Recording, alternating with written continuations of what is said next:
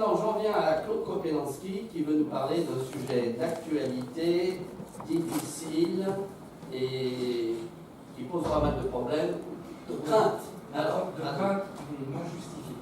Donc, nous avons reçu cet après-midi une représentante de Enedis qui nous a parlé du déploiement de Linky dans les Yvelines. Ce déploiement a commencé en 2016 et pour Maison Lafitte, cela va démarrer au mois de juillet de cette année. La durée d'intervention, la durée pour que tous les usagers soient munis de ce compteur, ça va durer à peu près 1 an. Donc, ça va se passer de la façon suivante. Chaque usager sera informé par écrit par Enedis environ 30 à 45 jours avant la pose du compteur.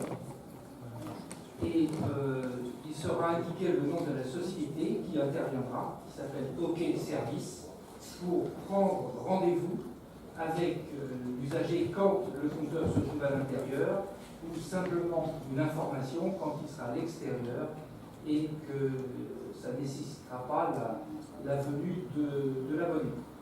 Donc aucune crainte à avoir. La durée d'intervention chez chacun, c'est environ 30 minutes. Maintenant, l'équipe est bien rodée, ça fait 2 ans qu'ils font ça. Donc tout ce que vous pouvez entendre sur les ondes, les risques d'ondes, il faut savoir que c'est du courant porteur, donc au même titre que votre télévision, la machine à laver, c'est autre chose, il n'y a pas d'onde importante. Et la divulgation des informations, c'est pareil, c'est suivi de près par la CNIL qui surveille Enedis et les autres d'ailleurs. Direct Énergie s'est fait reprendre récemment. Donc aucune crainte à avoir. Madame Maire, vous avez des questions? On m'a posé la question pour savoir si c'était une obligation. Je pense que ce n'est pas une obligation et qu'il faut peut-être informer les gens que ça n'en est pas une s'ils ne le savent pas. 2 choses. D'abord, le maire ne peut pas s'opposer à la venue. Pour une fois qu'on ne donne pas des pouvoirs. C'est au niveau État. Je suis frustré pour une fois qu'on ne donne pas des pouvoirs. Par contre, vous pouvez effectivement refuser la pose d'un compteur chez vous. C'est tout. C'est une question qu'on m'a posée. Ah oui, parce que c'est un accès aux propriétaires. Vous avez le droit de refuser. Le problème, Avec les conséquences que alors, si j'ai bien compris le système, c'est uniquement pour calculer l'état de consommation. Et non, une autre raison, c'est aussi pour réguler le système. Bien sûr.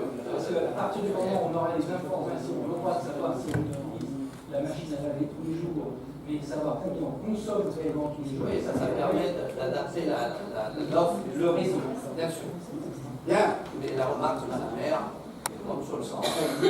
Oui, voilà, on mettra une information sur le site. Et si on refuse les installations, Ça du gaz ancien. les conséquences plus que ça? Si, c'est-à-dire que les gens viendront chez toi pour relever le compteur, entre autres. Ce qui pose d'ailleurs des problèmes parce qu'il y a toujours quand on n'y est pas. Oui.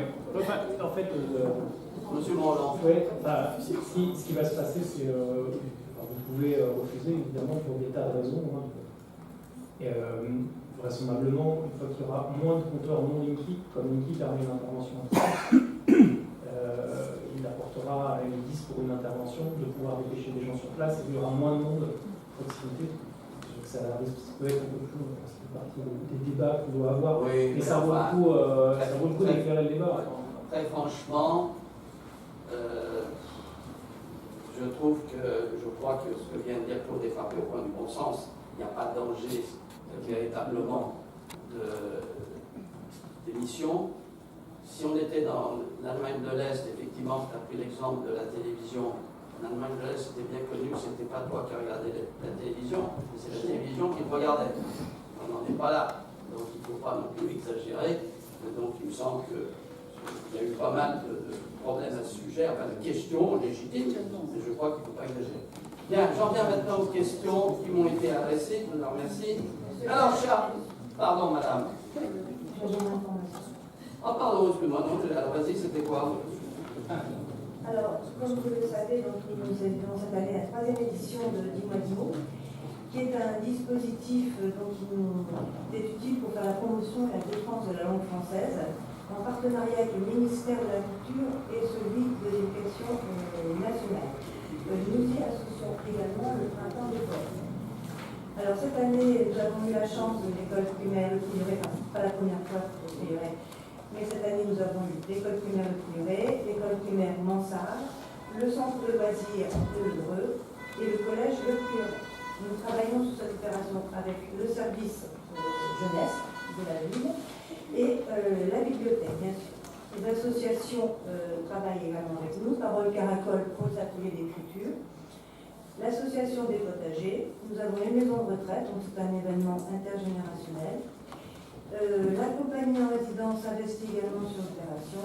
Ensuite, nous avons une conférence avec les amis du château. Et nous avons également un spectacle de la saison culturelle qui est consacré à la défense de la langue française. Merci. Alors, dans les annonces qu'on peut faire de ça, je tiens à adresser à l'école du Prieuré, dont je ne connais pas la directrice. Véritablement, le succès de la fête de l'école, c'était une véritable ruche. J'ai pu le constater par moi-même, et je trouve ça très bien. Parce que, et puis aussi, je suis vendu à Terre et Feu, où là encore, vraiment, il se passait beaucoup de choses ce week-end. Donc je vous en remercie parce que l'animation, c'est vraiment important. Alors, monsieur Charles Givadinovitch, vous avez la parole. La compétence du développement économique a été transférée à la communauté d'agglomération. Néanmoins, la mairie a encore quelques ressorts et quelques leviers. Nous avons, ou du moins nous sommes abstenus sur le budget lors du dernier conseil. Et dans ce budget, il y avait une grande absente. Cette grande absente, c'est l'entreprise. Il y en a 2200 à Maison Lafitte, beaucoup d'entreprises individuelles, près de 40%, quelques EURL. Il n'y avait pas une seule ligne pour encourager l'entrepreneuriat ou les entrepreneurs dans votre budget. Quelles sont donc les actions que vous avez ou que vous auriez dû mettre en place pour encourager à la fois les entrepreneurs de la ville, mais aussi attirer de plus grandes entreprises, TPE, PME, au sein de Maison Lafitte? Ce qui est très bien avec vous, c'est qu'au moins vous donnez toujours des questions pour vous faire battre. Et donc, à ce titre, je voudrais vous rappeler une chose, c'est que c'est à travers l'urbanisme que nous pouvons agir. Et que si vous n'avez pas compris qu'il y avait effectivement dans le PLU un certain nombre d'actions en faveur des entreprises, c'est que vous ne l'avez pas lu. C'est pour ça d'ailleurs que vous avez des comptes, vous êtes absolu, j'en sais rien. Donc c'est à travers l'urbanisme effectivement qu'on peut développer des entreprises. Quant au reste, c'est-à-dire sur le problème de la fiscalité, avouez du peu que ça me dépasse et que c'est posé à un niveau national. Troisièmement, en ce qui concerne les zones d'activité économique, elles relèvent effectivement de l'intercommunalité, toutes les zones. Et nous avons eu des discussions, ce n'est pas une question de taille, c'est que toutes les zones, dès lors qu'il y a une zone d'activité économique qui est créée, elles relèvent de l'intercommunalité, et de surcroît, c'est l'intercommunalité qui la pilote. En ma qualité, effectivement, de vice-président chargé de l'urbanisme, je peux vous dire que je veille au grain et qu'à ce titre, il y en a un certain nombre qui peuvent nous poser question parce qu'il y a bien sûr la nécessité, et nous ferons sans doute une zone d'activité économique dans la ville à un moment ou à un autre, et nous serons sans doute obligés de passer par une action un peu plus volontaire, c'est sans doute une sac, et nous verrons ça et ce sera piloté par l'Interco. Mais nous veillons également à ce qu'il y ait un équilibre, notamment dans les zones d'activité économique, et c'est ainsi qu'en ce moment, nous discutons assez ferme avec des projets qui ont lieu sur la plaine de Montéchon, où on veut activer ou accroître de manière assez subséquente la galerie marchande, et que bien évidemment c'est inacceptable pour nous, car nous voulons protéger nos centres-villes, et je ne suis pas le seul véritablement à être monté au créneau à ce propos, puisque les villes de Saint-Germain, les villes de Houille, les villes du Vésinet sont, et Sartrouville est mitigé, assez contre ce projet, à un moment où les grands hyper sont en crise et que le commerce électronique se développe. Donc nous avons des moyens, bien évidemment. Vous avez fixé, c'est très bien, vous avez donné le chiffre de 2200 entreprises, avec notamment un certain nombre d'entreprises qui sont des entreprises unipersonnelles. C'est effectivement le chiffre que j'ai donné dans mes vœux, donc vous l'avez repris à ce propos. Donc vous voyez bien qu'on est parfaitement au courant et qu'on continue bien sûr notre action en cette faveur. Et soyez un peu cohérents. Et il y a des moments, lorsqu'on veut créer 5000 m² d'activité dans un endroit de la ville et que vous vous tenez compte et que vous faites les pieds au mur en disant je ne sais quoi d'ailleurs, ça devient incompréhensible. Soyez cohérents dans votre position et là on se portera mieux. Merci. La contribution économique territoriale aussi aurait pu être. Je suis désolé, monsieur. Monsieur, vous permettez, on demande la parole quand on prend les questions. Oui, non, vous ne l'avez pas demandé.